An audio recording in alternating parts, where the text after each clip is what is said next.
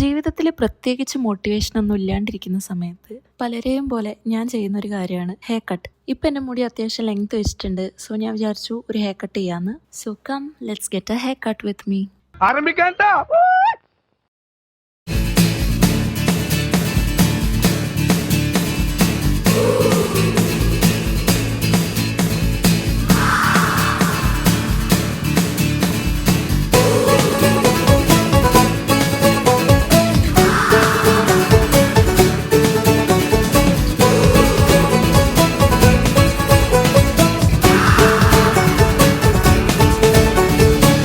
ഇപ്പം എൻ്റെ മുടിക്ക് അത്യാവശ്യം ലെങ്ത് ഉണ്ട്. ഇതാ ഈ ഒരു ലെങ്ത് ആണുള്ളത്. ഈ ഒരു ലെങ്ത് ഒക്കെ ആകുമ്പോഴത്തേക്കും എനിക്ക് ഹെയർ മെയിൻറ്റെയിൻ ചെയ്യാൻ ഭയങ്കര ബുദ്ധിമുട്ടുമാണ്. പിന്നെ എൻ്റെ ഹെയർ നല്ലോണം ഡ്രൈ ആവുകയും ചെയ്യും. അതുകൊണ്ട് തന്നെ ഞാൻ കുറച്ച് ഷോർട്ട് ആക്കിക്കോന്ന് പറഞ്ഞിട്ടുണ്ടായിരുന്നു. പിന്നെ ഞാൻ വന്നിട്ടുള്ളത് എൻ്റെ ഫേവറേറ്റ് ആയിട്ടുള്ള ഫ്ലോണ്ടിൽ തന്നെയാണ്. എനിക്കൊരു സ്ഥലം ഇഷ്ടപ്പെട്ടിട്ടുണ്ടെങ്കിൽ ഞാൻ പിന്നെയും അവിടെ പോയിക്കൊണ്ടിരിക്കും. നേരെ മറിച്ച് എനിക്കൊരു ബാഡ് എക്സ്പീരിയൻസ് ഉണ്ടെങ്കിൽ ഞാൻ ഒട്ടും ആ സ്ഥലത്ത് പിന്നെ പോവുകയില്ല. പിന്നെ ഞാൻ കുറേ സ്ഥലം ഇങ്ങനെ മാറി മാറി ട്രൈ ചെയ്യാറൊന്നുമില്ല ഹെയർ കട്ടിനും ഹെയർ കളറിനൊന്നും. സോ ഹെയർ വാഷ് ഒക്കെ കഴിഞ്ഞിട്ട് ഹെയർ കട്ട് സ്റ്റാർട്ട് ചെയ്യാൻ പോവാണ്. ഞാൻ പിൻട്രസ്റ്റിൽ നിന്ന് എടുത്ത ഈ ഒരു പിക്ചേഴ്സ് ഒക്കെ ആയിരുന്നു റെഫറൻസ് അവർക്ക് കാണിച്ചു കൊടുത്തിട്ടുണ്ടായിരുന്നത്. ആൻഡ് ഈ ഒരു ലെങ്ത് തന്നെയാണ് ഞാൻ വേണമെന്ന് പറഞ്ഞതും. ഇത്രയും ലെങ്ത് കട്ട് ചെയ്താൽ മതിയോ എന്ന് ചോദിച്ചിട്ടേ അവർ ഹെയർ കട്ട് സ്റ്റാർട്ട് ചെയ്തിട്ടുള്ളൂ. പിന്നെ ഈ ഹെയർ കട്ടിന്റെ പേരെന്താന്ന് ചോദിച്ചാൽ കറക്റ്റായിട്ട് പറയാൻ എനിക്കറിയില്ല. ഞാൻ ഈ പിക്ചർ കാണിച്ചു കൊടുത്തു, ബാക്കി അവർ കസ്റ്റമൈസ് ചെയ്യുകയും കൂടി ചെയ്തു. സോ ലെയർ കട്ടിൽ കസ്റ്റമൈസ് ചെയ്തിട്ടുള്ള ഒരു ഹെയർ കട്ടാണ് ഞാൻ ചെയ്തത്. ഇതിനേക്കാളും ഷോർട്ട് ആക്കിയാലോ എന്ന് ഞാൻ ആദ്യം വിചാരിച്ചിട്ടുണ്ടായിരുന്നു. പക്ഷെ പിന്നെ ഞാൻ ഓർത്തു, ഇനി മുമ്പ് ഞാൻ ഇതിനേക്കാളും ഷോർട്ട് ഹെയർ ആക്കിയ സമയത്ത് എനിക്കതൊട്ടും ചേരുന്നുണ്ടായിരുന്നില്ല.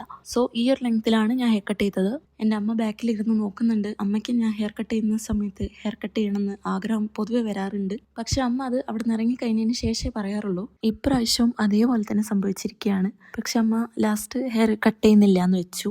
അപ്പം എൻ്റെ ഹെയർ കട്ട് ഇവിടെ ഇങ്ങനെ അടിപൊളിയായിട്ട് മുന്നോട്ട് പോയിക്കൊണ്ടിരിക്കുകയാണ്.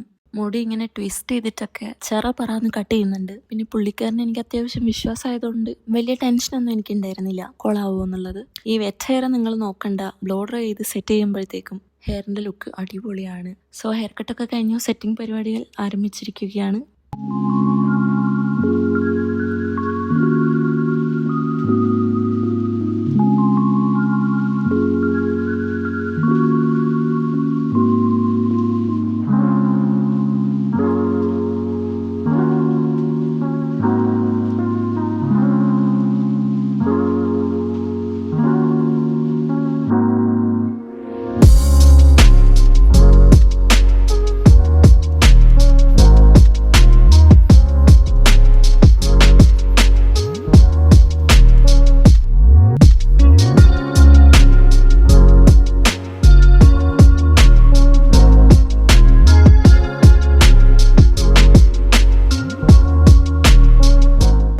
മൊത്തം സെറ്റ് ചെയ്തതിന് ശേഷം ഈ ഫുൾ ഹെയർ ഫ്രണ്ടിലേക്ക് ഇട്ടപ്പോഴത്തേക്കും എനിക്കിത് ഭയങ്കരമായിട്ട് ഇഷ്ടപ്പെട്ടു. ഞാൻ വിചാരിച്ച പോലെ തന്നെ വന്നിട്ടുണ്ടായിരുന്നു ഹെയർ കട്ട്. എനിക്കൊരു പുതിയ ജീവിതം തന്നെ കിട്ടിയൊരു ഫീലായിരുന്നു. ഒരു കുളി കുളിച്ച് കഴിഞ്ഞാൽ ഇതെല്ലാം പോവും. പക്ഷെ എന്നാലും ഈ ഹെയർ കട്ട് കഴിഞ്ഞതിൻ്റെ സെറ്റിങ്ങും കൂടെ കഴിഞ്ഞപ്പോഴത്തേക്കും I just loved my hair cut.